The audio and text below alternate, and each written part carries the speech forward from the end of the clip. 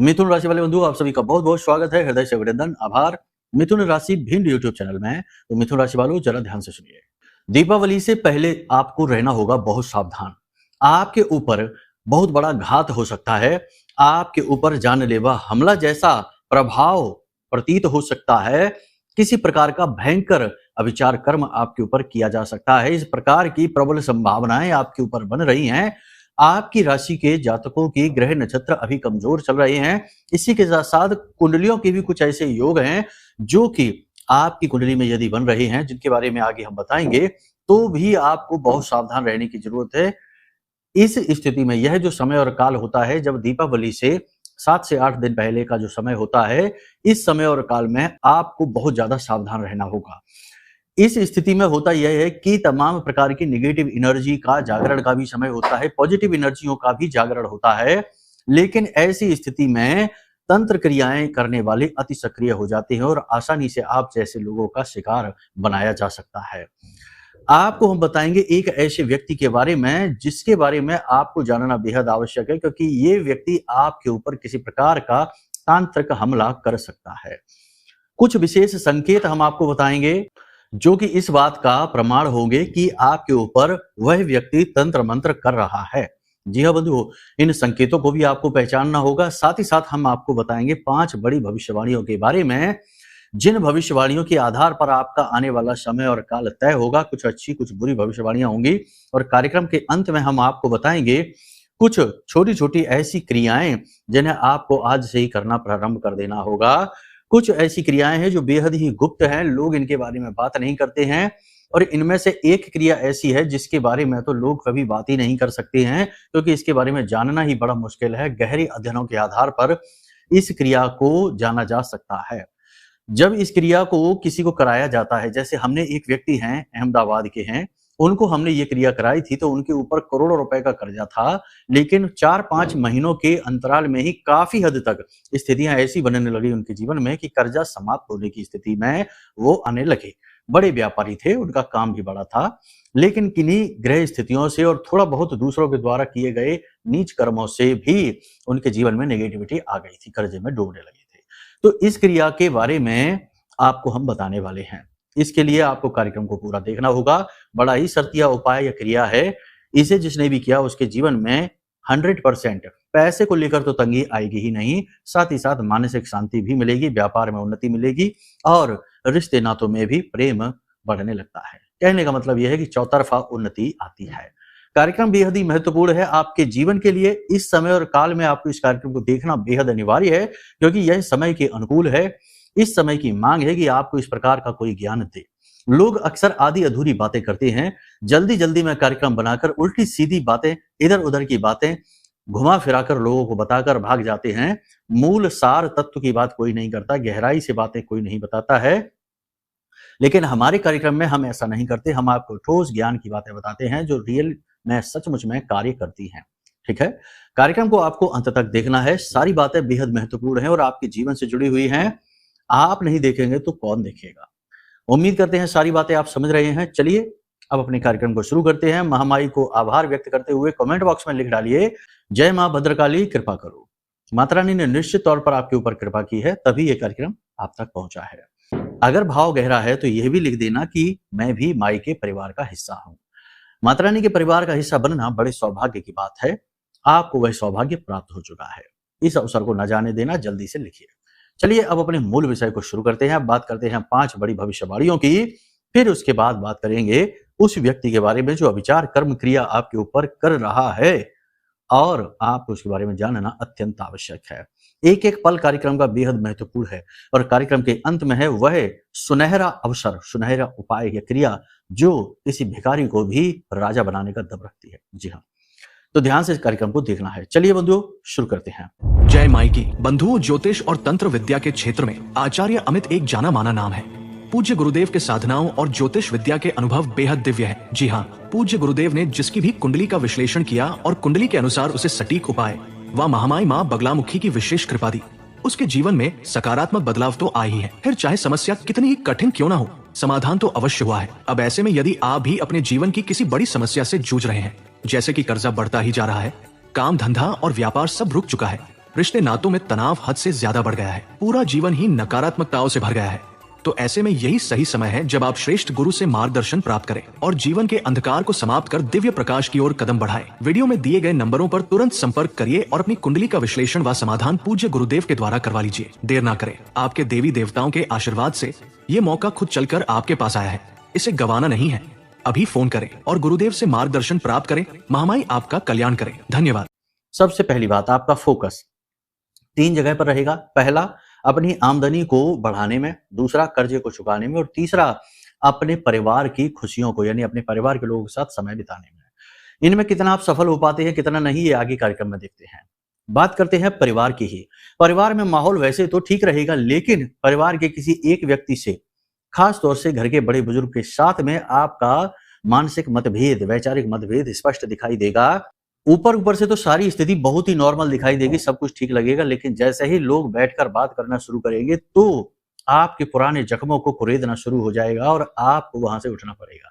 यानी कि वातावरण ऊपर से अच्छा है, लेकिन अंदर गहराई में आपके लिए कालिक है। तो आपका यहाँ पर कहने का मतलब ये है कि आप अपने परिवार के साथ यदि ज्यादा समय बिताने की कोशिश करेंगे, परिवार का मतलब है कि समग्र भरपूर बड़े परिवार के साथ में अगर आप रहते हैं तो स्थिति ये बनेगी, तो आप परेशान हो जाएंगे। इसलिए आप जितना हो सके इस समय और काल पर एकांकी रहिए। एकांकी से मतलब है अपना काम करिए, अपने आप बारे में विचार करिए, आत्म मंथन करिए और अपने स्वास्थ्य, अपनी सेहत, अपने काम के बारे में ही विचार करिए।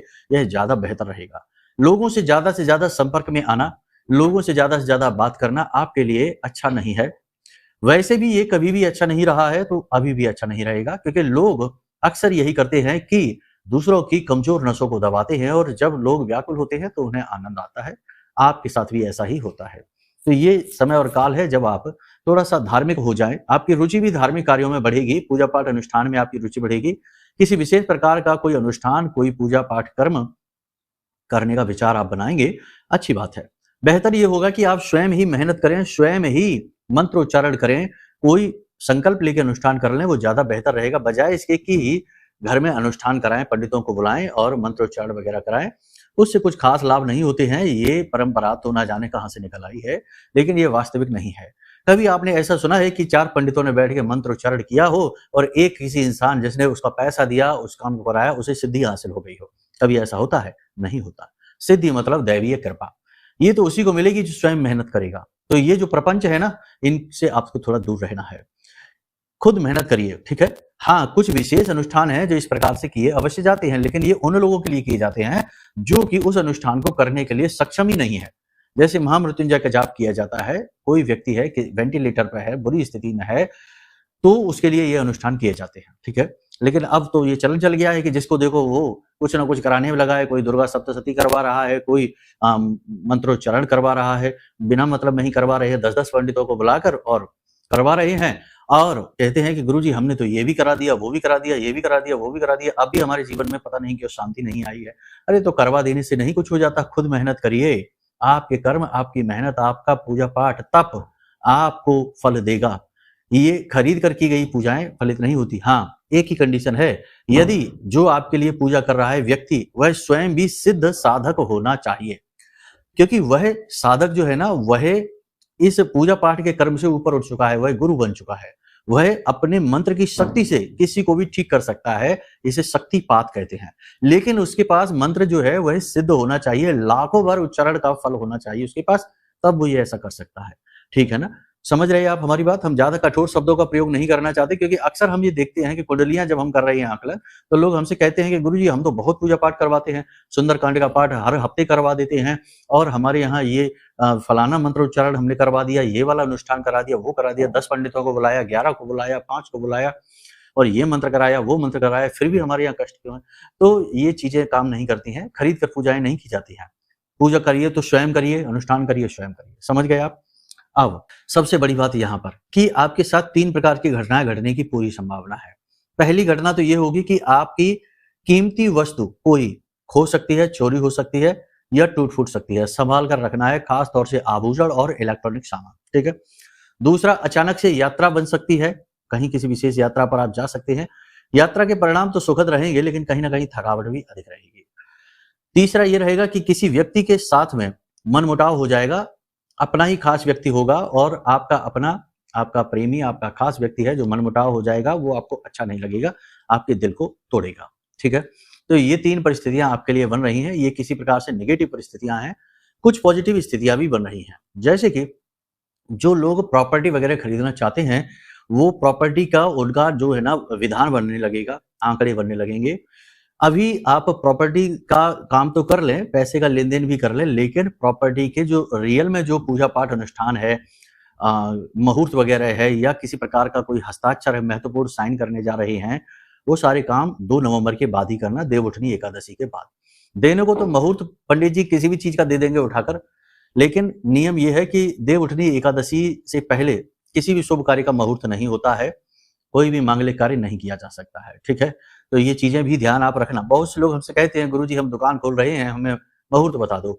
तो मुहूर्त नहीं बताते हम, क्योंकि ये समय ठीक नहीं है। चतुर्मास का जो समय होता है, ये किसी भी मांगलिक कार्य के लिए, मुहूर्तगत कार्य के लिए ठीक नहीं होता है। तो हम तो नहीं देते, लेकिन लोग तब भी ले लेते हैं यहाँ से वहाँ से और कर लिया काम, बाद में कहते हैं कि बहुत परेशान हो गए गुरुजी हम। तो ये काम नहीं करने हैं, ठीक है ना? जैसा नियम है, जैसा शास्त्रबद्ध जो नियम है, प्रकरण है, अनुसंधान है, उन्हीं के आधार पर आपको चलना होगा। अब बात करते हैं कि कुछ शुभ घटनाएं और भी हैं आपके जीवन काल में होने वाली हैं, जैसे कि एक विशेष मौका, एक विशेष अवसर आपके जीवन में आ रहा है, जो आपको उन्नति देगा, आपकी परेशानियों से बाहर निकलने में आपकी मदद करेगा। एक ऐसा व्यक्ति आपके जीवन में आएगा जो आपका मददगार साबित होगा, आपकी हेल्प करेगा, बड़ी मदद करेगा, आपको परेशानी से बाहर निकलने में, ठीक है? इसी के साथ-साथ आपको मानसिक तौर पर भी अपनी ऊर्जा बढ़ी हुई महसूस होगी, आंतरिक तौर पर, यानी कि बाहर शरीर तो थका हुआ रहेगा, सुस्त शरीर रहेगा, थकान, काम की अधिकता की वजह से गर्मी बढ़ी हुई रहेगी, लेकिन आंतरिक अंतर्मन में आपकी जो है ना, वो पॉजिटिविटी का चार्ज बढ़ेगा, ऊर्जा बढ़ेगी, आप अपनी तकलीफों से बाहर निकलने के लिए मनोबल इकट्ठा कर पाएँगे, अपने स्वयं गुरु बन पाएँगे, अपने आप को समझाकर आगे बढ़ पाएँगे। ये बहुत अच्छी बात रहेगी। स्वास्थ्य पर आपको ध्यान देने की आवश्यकता रहेगी, स्वास्थ्य आपका खराब हो सकता है, त्वचा पर किसी प्रकार का कोई रोग हो सकता है, पेट में किसी प्रकार से दर्द हो सकता है, दस्त वगैरह भी लग सकते हैं, गले और छाती में इन्फेक्शन हो सकता है, ठीक है? तो थोड़ा-सा संभल कर रहने की आवश्यकता है, वाहन आदि आपको संभल कर चलाने की आवश्यकता है, शनि वक्री चल रही हैं, राहु अति प्रबल हो चुके हैं और आने वाले समय में यानी 17 तारीख को सूर्य देवता नीच के हो रहे हैं और 18 तारीख को गुरु भी नीच के हो रहे हैं और कर्क राशि में जाकर मारक हो जाते हैं। तो कहने का मतलब ये है कि इस समय और काल पर वाहन आपको बहुत संभल कर चलाना होगा और किसी भी शॉर्टकट को नहीं लेना है। अपने काम को बनाने के लिए कोई गलत तरीके को नहीं अपनाना है। जैसे घूस रिश्वत देकर काम कराने की कोशिश आप ना करें, ये ठीक नहीं रहेगा। बच्चों के भविष्य को लेकर आपको चिंता रह सकती है, चिंता सता सकती है, लेकिन चिंता करने की आवश्यकता नहीं है। हो सकता है कि आप बच्चों के मन के भाव को समझ नहीं पा रहे हैं, थोड़ा-सा उनके साथ प्रेम के साथ बात करिए, दोस्तवत व्यवहार करिए और मित्रवत व्यवहार करके उनके मन को समझने की कोशिश करिए। हो सकता है कि आपको जो लग रहा है वैसा है नहीं, ठीक है? आपको अक्सर ऐसा लगेगा कि जैसे आपके ऊपर किसी प्रकार का बंधन कर दिया गया है, आपके काम आप जैसा चाहेंगे वैसा आप कर नहीं पाएँगे, यानी अपनी पूरी शक्ति क्षमता का आप प्रयोग कर नहीं पाएँगे, एक विशेष बंधन आपको महसूस होगा। नकारात्मक ऊर्जा का तेज प्रवाह भी कभी-कभी आपको अचानक घेरेगा, तो अचानक से आपका मन उदास होगा, संघर्षों से थक हार कर बैठने का मन करेगा, कभी-कभी अपनी ज़िंदगी ही बोझिल लगने लगेगी, ज़िंदगी से ही थकावट महसूस होगी और लगेगा कि अब इस ज़िंदगी का समापन ही कर दो, कोई मतलब नहीं है, थक चुके हैं लड़-लड़ के। ये स्थितियाँ आपके जीवन में बन सकती हैं। बंधुओं, जो भी भविष्यवाणियाँ हम यहाँ पर आपको बता रहे हैं, वो आपके गोचर के अनुसार बता रहे हैं, आपकी राशि, आपकी कुंडली में जो गोचर है उसके अनुसार। हो सकता है कि आपके जीवन काल में परिस्थितियां ऐसी ही हो या इससे अलग भी हो, लेकिन एक बात यहाँ पर खास है कि आप पहले बहुत अच्छी स्थिति में थे और अचानक से यदि आप नीचे आ चुके हैं, हालत खराब है, अर्श से फर्श पर आ चुके हैं, या फिर एक स्थिति ये होती है जब आप लंबे समय और काल से एक ही प्रकार के कष्ट से लगातार जूझते चले आ रहे हैं। जैसे कि कुछ जातक होते हैं जो कहते हैं, गुरुजी हम पिछले लगभग 15 से 20 वर्षों से अपने पेट की तकलीफ से परेशान चल रहे हैं, बार-बार किसी न किसी प्रकार का इन्फेक्शन हो जाता है। वैसे ही कोई कहता है कि गुरुजी हम पिछले 7-8 वर्षों से अपने कमर की दर्द से जूझ रहे हैं, या कई अन्य प्रकार के भी रोग, कई अन्य प्रकार की परेशानी। कुछ कहते हैं कि हम कर्जे से पीछा ही नहीं छुड़ा पा रहे हैं, बहुत कोशिश करते हैं तो कर्जे से परेशान चल रहे हैं। किसी के घर में बहुत बीमारी पसरी हुई है। कहने का मतलब ये है कि आप लंबे समय से एक ही प्रकार की समस्याओं से पीड़ित चले आ रहे हैं। तो ये संकेत है कि जब आपकी कुंडली में कोई पाप ग्रह योग बना हुआ है, अचानक से भी ये योग युतियां बन जाती हैं और कभी कभी ये लंबे समय तक बनी रहती हैं। योग युति जो जन्म पत्री में वो तो कभी नहीं मिटेगी, लेकिन जब आपके जीवन में उस ग्रह से जुड़ी हुई महादशा अंतरदशा आएगी, जैसे चंद्रमा यदि खराब है तो शुरू में तो वह आपको थोड़ा इमोशनल डिस्टर्बेंस रखेगा, लेकिन आप चलते रहेंगे। जैसे ही उसकी महादशा या अंतरदशा आएगी या फिर राहु की या शनि की महादशा अंतरदशा आएगी, आपका मन विचलित हो जाएगा, आप गलत फैसले लेने लगेंगे, स्वयं ही अपने शत्रु बन बैठेंगे, ऐसे ऐसे काम करेंगे जिसमें आप स्वयं ही गड्ढे में और ज्यादा गिरेंगे। ठीक है, तो अब ऐसी स्थिति के बारे में आप कैसे जानेंगे? एक ही रास्ता है, कुंडली का विश्लेषण करा लो। कुंडली का विश्लेषण कराना सर्वश्रेष्ठ फैसला है, जबकि आप ये जान सकते हैं कि कौन से दोष, कौन सी योग युतियां हैं जो आपके जीवन की परेशानियों का कारण है। और जब आप कारण जान गए तो उपायों के माध्यम से उसका निवारण भी किया जा सकता है। ये बिल्कुल वैसा ही है जैसे कि डॉक्टर के पास हम अपनी मेडिकल रिपोर्ट लेकर जाते हैं और डॉक्टर रिपोर्ट देखकर बीमारी को जांचकर उसके अनुसार उपाय यानी कि दवाई दे देता है और हम ठीक हो जाते हैं। ऐसे ही कुंडली के जो उपाय होते हैं वो बड़ी जल्दी कार्य करते हैं और कुछ ही दिनों में अचानक से जीवन अपनी गति में आ जाता है। तो आपको इस समय और काल पर ये करना है कि अपनी कुंडली का आकलन कराना है। हम जानते हैं कि आप परेशान चल रहे हैं, समस्या आपको घेर कर बैठी है, आप पीछा नहीं छुड़ा पा रहे हैं, तो ये सही समय है, इसमें आप अपनी कुंडली के आकलन का फैसला लीजिए। ठीक है, श्रेष्ठतम कुंडली आकलन हम करके देंगे, उपाय देंगे जो अचूक होंगे। अब तक चूके ही नहीं कभी, तो आप और कैसे चूक जाएंगे? अचूक उपाय दे देंगे, आपका काम बन जाएगा, आपकी जिंदगी दौड़ने लगेगी। ठीक है, तो ये एक कार्य आपको करना है। दूसरा, अब हम आपको बताते हैं कुछ उपाय और क्रियाएं। देखो, ज्यादातर लोग, ये जो समय और काल है ना, कलयुग का समय है, ये राहु प्रधान समय है। यहाँ पर लोग, आप देखते होंगे अब जो गतिविधियां, यानी लोग मान मर्यादाएं भूलते जा रहे हैं, भाषा शैली बिगड़ती जा रही है, पहनावे भद्दे होते जा रहे हैं, विचार लोगों के बड़े ही हल्के, बड़े ही ओछे विचार होते जा रहे हैं, उम्र का लोग लिहाज नहीं करते हैं। 60-60 साल के लोग जो है ना, वो ऐसी ऐसी बातें करते हैं कि 20 साल के बच्चे भी शर्मा जाएं। यानी कहने का मतलब ये है कि ये जो समय और काल है ना, यहाँ पर बड़ी ही विषमताएं आ गई हैं, क्योंकि ये राहु का समय है, यानी ये कलयुग ही राहु का समय है। यहाँ पर कली पुरुष का राज है और लोगों की मानसिकता और जीवन शैली दिन पर दिन निकृष्ट होती जा रही है, निचले स्तर पर आती जा रही है। तो अब ऐसे में निगेटिव एनर्जी से बचना बहुत मुश्किल है, तंत्र मंत्र से बचना बहुत मुश्किल है, ये बड़ा आम होता जा रहा है, और राहु के प्रभाव से बचना बहुत मुश्किल है। तो आप दो काम यहाँ पर करिए, हम आपको बता दें। आज जब आप इस कार्यक्रम को देख रहे हैं, दीपावली की रात्रि तक, यानी अमावस की उस रात्रि तक, काल रात्रि कहते हैं इसे, इस रात्रि तक इस उपाय को लगातार आप करते रहिए और आप देखिए इसका फल कितना जबरदस्त मिलता है, शक्तिशाली है ये।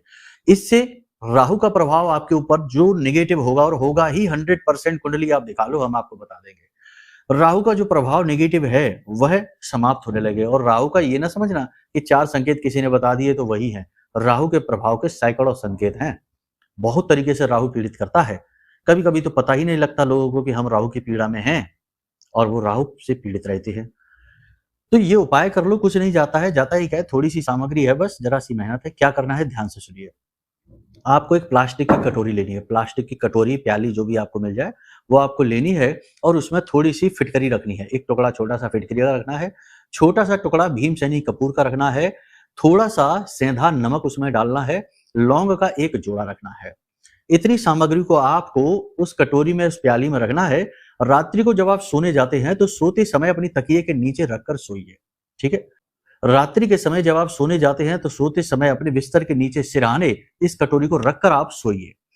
आप जब रखकर सोएंगे तो आपको नींद बहुत अच्छी आएगी, आपको बहुत हल्कापन महसूस होगा। दूसरे दिन जब आप सोकर जागेंगे तो सिर पर से ये लगेगा जैसे बोझ उतर गया है, मन हल्का हो गया है, काम की गति अच्छी हो जाएगी, विचार अच्छे हो जाएंगे, भाषा शैली बड़ी ही भद्र हो जाएगी। ठीक है, कहने का मतलब यह है कि राहु आपका अनुकूल होने लग जाएगा। ठीक है, पहला ये कार्य आप कर लीजिए। दूसरा कार्य ये करिए कि कच्चा कोयला अपने वजन के दशांश या एकांश ले लीजिए। दशांश लेंगे तो ज्यादा बेहतर है। कच्चा कोयला पत्थर वाला जो होता है, बाजार जाइए, मान लो आपका वजन 70 किलो है तो 7 किलो कोयला लेना है, ना इससे कम ना इससे ज्यादा, और इसे प्लास्टिक के थैले में भरना है और इस कोयले को अपने सिर से 7 बार उसारना है। ठीक है ना, एंटी क्लॉकवाइज उसारेंगे क्योंकि हम राहु को उतार रहे हैं। तो एंटी क्लॉकवाइज 7 बार उसारना है, सिर के ऊपर से घुमाना है, और उसके बाद ले जाकर इसे किसी बहते हुए जल में उड़ेल देना है। पूरी थैली को नहीं पटक देना, उसे उड़ेल देना यानी खाली कर देना है और उस थैली को भी उसमें फेंक देना है। इन 2 क्रियाओं को आप करके देखिए, आपका जो बिगड़ा हुआ काम है वो बनने लग जाएगा। बहुत जीवन में गति अच्छी से आ जाएगी। ठीक है, ये काम आप कर लीजिए। अब हम आपको बताते हैं कि कुछ ऐसे उपाय, ये वाला एक जो उपाय है ना, जो हमने वो अहमदाबाद वाले व्यक्ति को बताया था, कर्जा बहुत बढ़ गया था उनके लिए, ये उपाय आप करके देखिए, ये बहुत शक्तिशाली उपाय है। इसके लिए आपको क्या करना है, आपकी जो खानदानी जमीन है, आपकी जो पुरखे पूर्वजों की जो जमीन है ना, उस जमीन से मिट्टी लीजिए। जो आपने खरीदी है वो भी चलेगी, लेकिन जितनी पुरानी हो, आपकी पीढ़ियों, जो 2, 4, 5, 10 पीढ़ी पुरानी जो जमीन हो, खेत हो, वहां से थोड़ी सी मिट्टी लीजिए। अगर उस खेत में, उस जगह पर कोई जल का स्रोत है, जैसे पुरखे पूर्वज बोर करा रखा है, आपने ही कराया हो, चलो चलेगा, लेकिन उस जगह जमीन से जो जल निकलता है अंदर से, उसमें से थोड़ा सा जल लीजिए। उस खेती से, उस खेत में से जो फसल पैदा होती है, उस फसल को लीजिए, यानी गेहूं पैदा होता है, चावल पैदा, जो भी कुछ पैदा होता है, थोड़ा सा एक मुट्ठी वो लीजिए। और अपनी आज की कमाई, यानी आप जो कमाते हैं पैसे, उसमें से 100-200 रुपए की धनराशि लीजिए और अपनी कमाई से ही काले रंग का एक वस्त्र लीजिए। ठीक है, इतनी सारी चीजें आपने लेनी है। अब ये आपको लेकर जाना है मंदिर में, आपके आसपास कोई मंदिर हो वहां लेकर जानी है। जो मिट्टी आपने ली थी, उस मिट्टी को आप उस हवन कुंड में, हर मंदिर में एक हवन कुंड होता है, हवन कुंड में उस मिट्टी का लेपन कर दीजिए। ठीक है ना, जो जल आप लेकर गए थे, वो जल भगवान को समर्पित कर दीजिए। ठीक है, जो अन्न आप लेकर गए थे, वो मंदिर में दान कर दीजिए। यदि मंदिर में कोई दान लेने से मना कर देता है, तो उस अन्न को आप मंदिर के बाहर, जैसे जो कोई ऐसा खुला स्थान हो जहां चिड़िया पक्षी वगैरह आते हो, वहां पर डाल दीजिए, बिखेर दीजिए। ठीक है, इसी के साथ साथ जो वस्त्र आप लेकर गए हैं, वो मंदिर के बाहर बैठे हुए किसी भिखारी को अपने सिर से लगाकर दे दीजिए। ठीक है, और उसी भिखारी को आप पैसे दे दीजिए। अगर वह भिखारी एक आंख वाला है या फिर अपाहिज है, तो उसे देंगे तो और ज्यादा फलित होगा। इस क्रिया को आप एक बार अवश्य करिए। इस क्रिया को करते ही अगले ही दिन से आपके जीवन में चमत्कारी ढंग से परिवर्तन आएंगे। अब धीरे धीरे स्थितियां पॉजिटिव होनी शुरू हो जाएंगी। खास तौर से कर्जा। अब आप देखो, ध्यान से समझो, कर्जा क्यों बढ़ता है इंसान के ऊपर। अब ये क्रिया जो हमने की है, इसका क्या मतलब है, ये समझिए। आपके ऊपर कर्जा क्यों बढ़ता है, या कोई विपत्ति परेशानी क्यों आती है, और भयानक से भयानक रोग, घाटे, परेशानी, तकलीफ क्यों आती है, जब आपके पितृ आपसे संतुष्ट नहीं है। इसे ही पितृ दोष कहते हैं। पितृ आपको परेशान नहीं कर रहे, बस उनका सुरक्षा घेरा हट गया है, क्योंकि वो संतुष्ट नहीं है, वो तृप्त नहीं है। तो आपने ये जो क्रिया की है, इस क्रिया से आपके पितृ पूर्वज तृप्त हो जाते हैं। साथ ही साथ निगेटिविटी जो ग्रहों से आ रही है, और सबसे ज्यादा निगेटिविटी किससे आती है, राहु से और शनि से, तो ये निगेटिविटी भी समाप्त हो जाती है जब आप काले कपड़े को दान करते हैं और धन का दान करते हैं भिखारी को। जब आप अपनी जमीन की, यानी अपने पुरखे पूर्वजों की जमीन से मिट्टी लाकर और हवन कुंड में लगा देते हैं, तो वह मिट्टी हवन कुंड में जाकर पवित्र हो जाती है, यानी पुरखे पूर्वजों को तुरंत मुक्ति प्राप्त होती है, तुरंत उन्हें असीम शांति का अनुभव होता है। जब आप जल भगवान को समर्पित करते हैं, जैसे शिवलिंग पर जल चढ़ा दिया, या हनुमान जी के मंदिर में जाकर उन्हें आचमनी से जल समर्पित कर दिया, उनके चरणों में जल डाल दिया, तो इससे आपको जल देवता यानी कि चंद्रमा अनुकूल हो जाता है, और आपके पुरखे पूर्वजों को वह जल बल प्रदान कर देता है। हमने पहले ही आपसे कहा था कि पितरों को बल जल से सबसे अधिक प्राप्त होता है, तभी तो तर्पण किया जाता है। कुल मिलाकर ये क्रिया ऐसी क्रिया है जो चहुमुखी आपको सुरक्षा प्रदान करती है, साथ ही साथ ग्रहों को अनुकूल करके आपके जीवन में जो बाधा है उसे समाप्त करती है। इस क्रिया को आप एक बार अवश्य करके देखना, और फिर इसके परिणाम क्या आते हैं आप हमें बताना। अब कुछ बातें हैं विशेष जो ध्यान रख लो। पहली चीज ये कि अगर आपके मन में भाव नहीं है, आप लालच से जाते हैं, आप डाउट लेकर जाते हैं, तो आप समझो कि अगर आप मन में शंकाएं लेकर जाते हैं, तो फिर तो डॉक्टर की दवाई भी नहीं काम करती। तो ये तो उपाय हैं, क्रियाएं, ये तो ऊर्जाओं का संतुलन बनाने की कोशिश है, और यहाँ तो भाव यानी आपके मन का विश्वास सबसे महत्वपूर्ण रोल निभाएगा। तो वो तो बहुत पहले, सबसे पहले वही चाहिए, तो भाव तो होना ही चाहिए। ठीक है, दूसरा ये है कि चीज जैसे बता रहे हैं बिल्कुल वैसे ही प्रयोग करना, अपने मन से बदल मत देना कि इधर की उधर कर दी। ऐसे बार बार वीडियो को देख लो, समझ लो। ठीक है, तीसरा सबसे महत्वपूर्ण कि जो गुरु उपाय को बताते हैं, उन गुरु का सम्मान करना। देखो, हम ये नहीं कहते आप हमारा सम्मान करो, ना करो हमारा सम्मान, लेकिन कम से कम माता रानी ने इस पद पर बिठाया कि हम आपको कुछ बता रहे हैं, आप हमारी बात सुन रहे हैं, तो इस नाते कुछ समय के लिए ही सही हम आपके क्षणिक गुरु तो बन ही जाते हैं। तो उस पद का मान अवश्य रखना। गुरु को ब्रह्मा विष्णु महेश के समान माना गया है, लेकिन कुछ लोगों की भाषा शैली हम कमेंट बॉक्स में देखते हैं इतनी अभद्र है कि मन खराब हो जाता है। अब हम अपने लिए नहीं कहते कि हमें तो आप कुछ भी कहिए, लेकिन मन खराब इसलिए हो जाता है कि उन पर दया आती है कि किस स्तर की मानसिकता लेकर वो जी रहे हैं और न जाने कितने जन्म और लेने होंगे तब वे मानव के उस भाव को प्राप्त हो पाएंगे। मानव योनि तो मिल गई, मानव शरीर तो मिल गया, लेकिन पशु का स्वभाव जो है वो अभी नहीं गया। उस पशुवत स्वभाव से दूरी बनाने में और मानववत स्वभाव को ग्रहण करने में 10 जन्म और लग जाएंगे। तो इस बात को सोचकर दया आती है इनके ऊपर। तो कम से कम जिस गुरु से ज्ञान हासिल कर रहे हैं, जिसकी बात मान रहे हैं, उसके लिए मन में भाव अवश्य होना चाहिए। यदि ये चीजें आपके पास नहीं है तो हमारे कार्यक्रम देखना बंद कर दो, हमारी बातें सुनना बंद कर दो। जो 2 मिनट में आपको करोड़पति बनाए उसी के पास जाइए, ठीक है। कहने का मतलब ये है कि भाव सबसे महत्वपूर्ण है, तभी उपाय फलित होंगे, तभी बातें फलित होती हैं। हजारों लाखों लोग हमारी बातों से लाभ प्राप्त कर चुके हैं, लेकिन उन लोगों में अच्छी बात यह थी कि उनमें भाव था, ठीक है। इसी के साथ साथ एक और बात आपको हम बता दें कि आपके जीवन में भयंकर से भयंकर नेगेटिविटी को मिटाने का बल रखता है ये महारक्षा कवच। ये महारक्षा कवच हमने आपके लिए बनाया है, आपकी दुख तकलीफों को दूर करने के लिए। हमारी साधना बल से निर्मित है और महामाई के विशेष स्तंभन मंत्र से जागृत है, अभिमंत्रित है। ये महारक्षा कवच आपका कायाकल्प कर सकता है, आपके जीवन को बदल सकता है। तो आप चाहें तो इसे भी ऑर्डर कर सकते हैं। कुंडली का विश्लेषण भी कराएं, इसे भी ऑर्डर करें और आप देखें कि कैसे जीवन तुरंत बदलेगा, अचानक से जीवन में गति आएगी, ठीक है। बाकी आज के इस कार्यक्रम को यहीं विराम देते हैं। कोई प्रश्न मन में उठे, कुछ भी जानना हो तो नंबर वीडियो में दिए गए हैं, इन नंबरों पर फोन करिए, सारी जानकारी आपको प्राप्त हो जाएगी। चलिए माई के लिए भाव प्रकट करिए, प्रेम से बोलिए जय माई की, जय मां बगलामुखी। हमारे प्रिय और परम पूज्य आचार्य जी ने अपनी साधनाओं के अनुभवों पर आधारित शक्तिशाली उपाय और क्रियाओं के माध्यम से हजारों लोगों के जीवन को पूरी तरह से बदला है।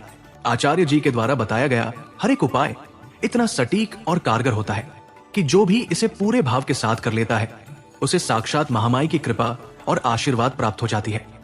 इसलिए निसंकोच इन उपायों को पूरे भाव के साथ करिए, आपका कल्याण होगा। जय माई की।